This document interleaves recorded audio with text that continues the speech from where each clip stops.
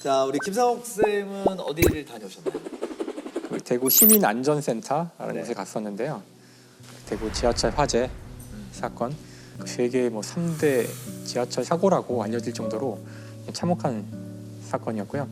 그 사건 이후로 소방 안전이라든가 이런 거를 이제 국민들에게 좀 더 홍보하고 교육시키고 하기 위해서 만든, 정말로 이렇게 느낄 수 있게 만들어놨어요.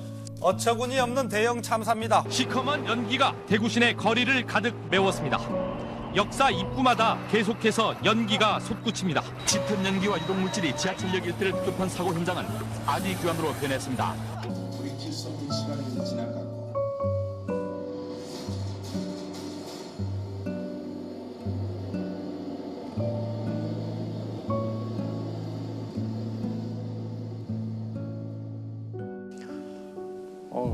그때가 기억이 아직도 나는 것 같은데 2003년이죠. 2003년 2월 18일 오전 9시 53분이라고 그러더라고요. 지금 갔다 와서 좀 생생하게 숫자들이 막 머리에 떠 있는데, 네, 이런 엄청난 인명피해를 일으킨 방화 용의자는 자신의 신병을 비관한 50대 남자였습니다. 정말 이상한 사람이죠. 본인의 어떤 신병 비관으로 이제 자살을 하려고 마음 먹은 사람인데, 혼자 죽을 수 없기 때문에 다 같이 죽기 위해서 인화성 물질을 가지고 지하철을 탄 거고요. 중강로역에 열차가 섰을 때 거기서 불을 붙인 거죠. 근데 이게 워낙 인화성이 강한 물질이라서 그 기관사가 내려서 이제 꺼보려고 했으나 이거 실패를 해요. 그래서 실패하고 도망갔고요. 다른 승객들이 이제 119에 신고를 해서 상황실에서 알게는 됐고요. 여기까지는 거의 인명피해가 별로 없었는데, 문제는 또 다른 열차가 이 역으로 들어오고 있었던 거예요. 근데 여기서부터 이제 수많은 문제점들이 생겨요. 그러니까 이제 중앙통제소에서 잘 상황을 파악을 못했고요. 열차가 들어가면 안 되는 상황인데 조심해서 들어가라고 이제 연락을 하게 돼요. 중앙로역 진입시 조심히 운전하도록 하시기 바랍니다. 지금 화재 발생됐습니다. 그래서 일단 열차는 들어오게 되고요.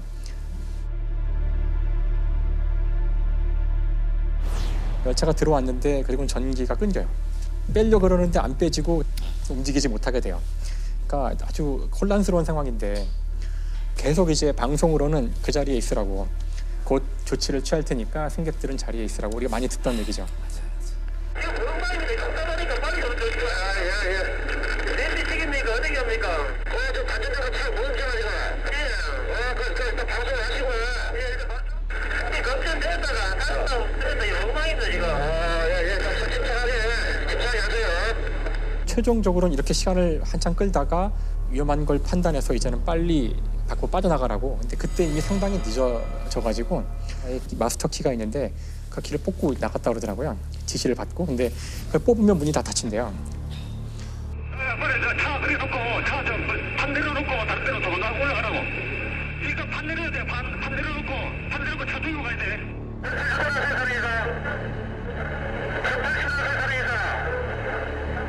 당시에 수동으로 지하철 문을 열 수 있다는 사실을 아는 사람이 거의 없었고요. 그래서 근데 대부분의 칸들은 문을 열지도 못했고, 전동차 1085의 나머지 객차 세량은 출입문 12개가 모두 닫혀 있는 상태였습니다. 그 당시에는 그 안에 수많은 인화물질로 가득한 열차 시트도 그렇고 바닥도 그렇고 가연성으로 돼 있는 것들이 많았고요. 그거 있잖아요. 보일 수 있게. 네, 보일 수 있게 만들어 놓은 등 같은 게 있고, 그것들이 다 위에 있었대요.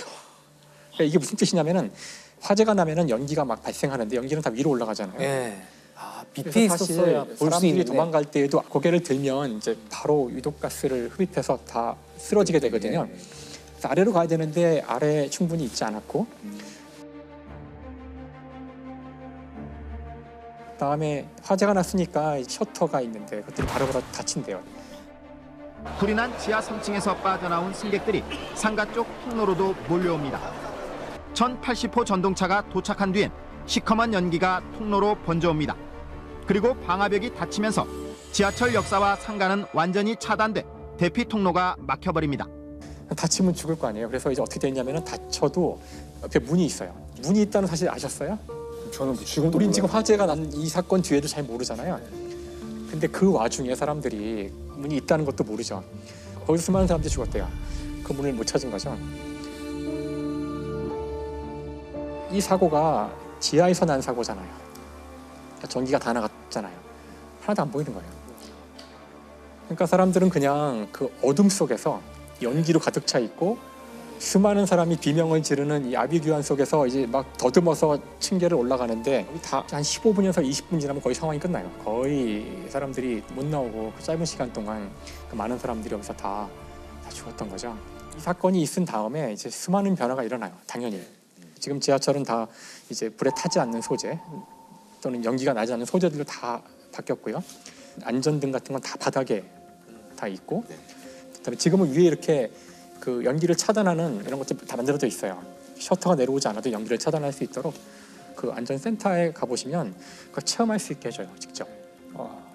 어떻게 체험할 수 있게? 그러니까 일단은 지하철에 직접 타가지고 그 지하철이 막 흔들리면서 네. 연기가 막 나와요. 네, 네. 굉장히 공포감이 엄청나요. 네, 순간적으로 되게 공포감이 느껴지고 막상 해보니까 상당히 다르더라고요, 느낌이.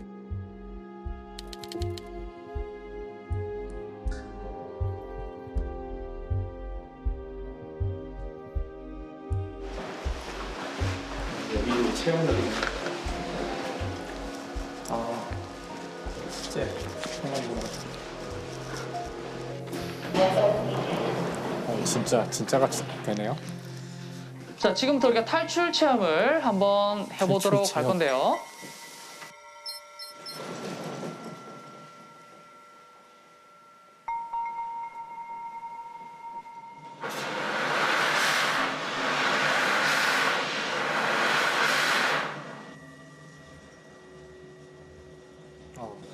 무섭네요, 벌써.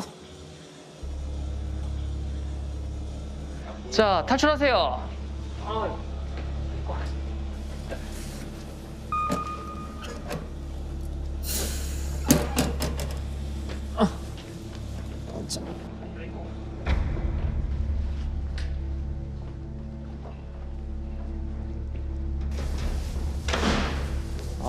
이게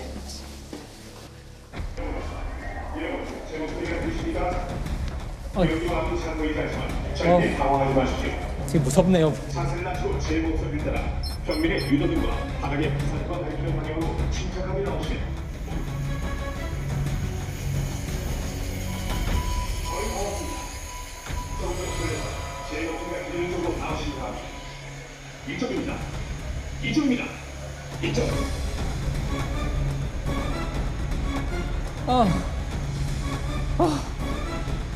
야, 이거 그냥 알고 나와도 힘드네. 실제는 지금보다 더 힘든 상황이겠죠. 더 힘들어요? 아휴, 내 마음이 아프네요.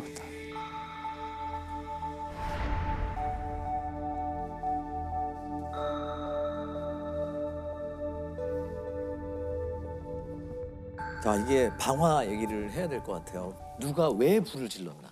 그러니까 이제 김대현이라는 사람이죠. 김대한. 뇌졸중 증세가 있어가지고 굉장히 이제 비관을 하고 우울증에 빠지고 그래서 자살을 기도하는데, 그리고서는 정작 본인은 자살을 한 게 아니라 현장을 도망쳤어요. 도망쳐가지고 승객들이 무언가에 크게 놀라고 이내 앞다퉈 달아나기 시작합니다. 곧이어 전동차에서 연기가 피어오르고 온몸에 불이 붙은 방화용의자 김 씨가 밖으로 뛰쳐나옵니다.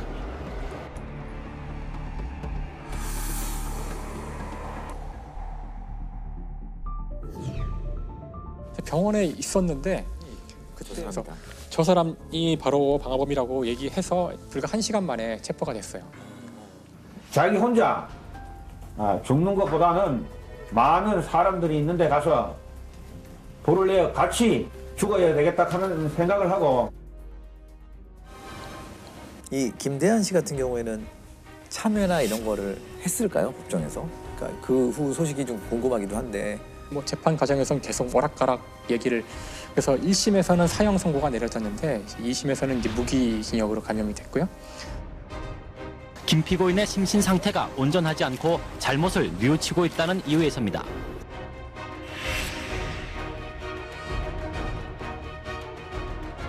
근데 뭐 그 뇌졸중 때문이겠지만 결국은 형기를 다 마치지 못하고 1년 반 뒤에 사망했고요. 기관사 2명과 운전사령 등 3명은 각각 금고 4년이 선고됐습니다. 이 사건 이후에 지하철을 이렇게 내려가면서 섬찟한 생각을 하는 분들이 굉장히 많았을 거예요. 그 지하철이란 단어가 그 이후에 사람들한테 굉장히 이제 좀 트라우마적인 단어가 돼가지고 여기는 지하철이라는 단어가 그래서 이제 대구 도시철도라고 돼 있고요. 저는 그때 이 단어 처음 들었거든요. 외상후 스트레스 장애, 트라우마. 그때 공포감을 느낀 분들이 거기서 못 벗어나는 거. 사망하신 분들이 그 짧은 시간 동안 가족들한테 막 보낸 메시지나 통화 내용 같은 게 있거든요. 굉장히 이제 가슴에 상처로 안고 살아가시는 것 같더라고요. 근데 사실은 지하철이 생긴 지는 우리 중학교 지금 때도 70년대 시청역이랑 후반에, 있었잖아요. 네. 그러니까 20년이 넘었는데도 이 지하에서 이런 류의 사건이 생길 거라는 상상을 됐죠. 사건이 나고야 사실 만약에 또 그런 재난 상황이 발생했는데 안내 방송으로 움직이지 말고 제자리에서 기다려라 했을 때 나는 진짜 어떻게 할 것인가. 그렇죠.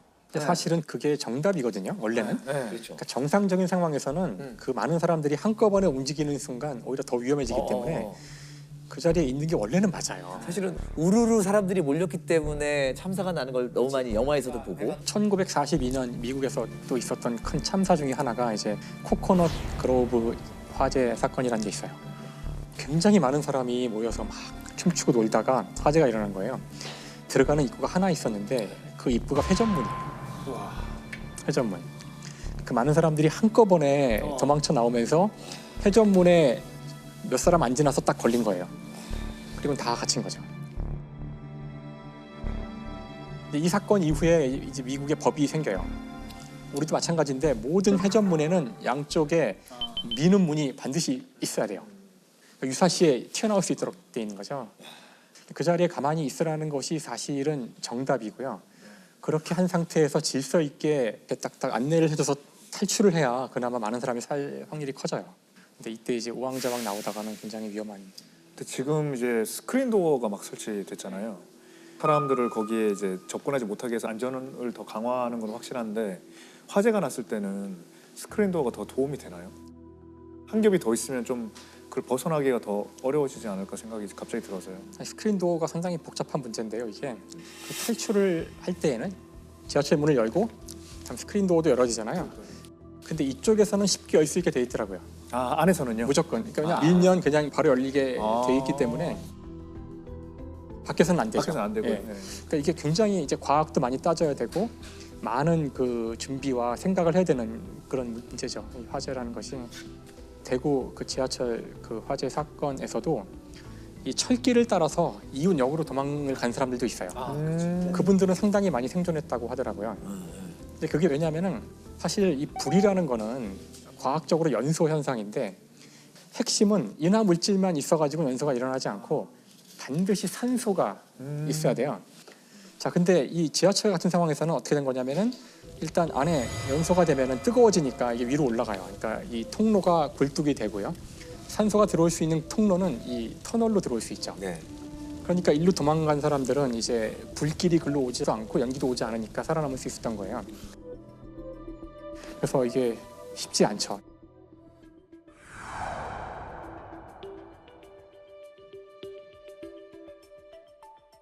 야, 저는 지금 화재가 나도 안전장치나 뭐 이게 설명 다 돼 있어도 나갈 자신이 없어요. 그러게요. 그 당혹스러운 상황에서 이런 게 안 될 것 같은데요. 아, 근데 한 번은 꼭 가봐야 될 것 같아요. 시민안전 테마파크. 사실 사고에 대응하는 것이 쉬운 문제는 아니잖아요. 사실 워낙 급박한 상황이기 때문에 그 순간에 토론하고 이럴 시간이 없는 거예요. 그러니까 사실 사고가 났을 때 생각을 하면 안 되고 바로 매뉴얼대로 탁탁탁탁 할 수 있는 체계가 갖춰져 있었어야 한다고 생각하고요. 세월호 때도 그랬고 세월호 때 많이 여기도 느꼈죠. 그랬고 네. 그 판단을 내릴 사람들은 위에 있는데 그 사람들은 정확히 여기가 얼마나 연기가 차 있고 얼마나 지금 불이 난지 모르잖아요.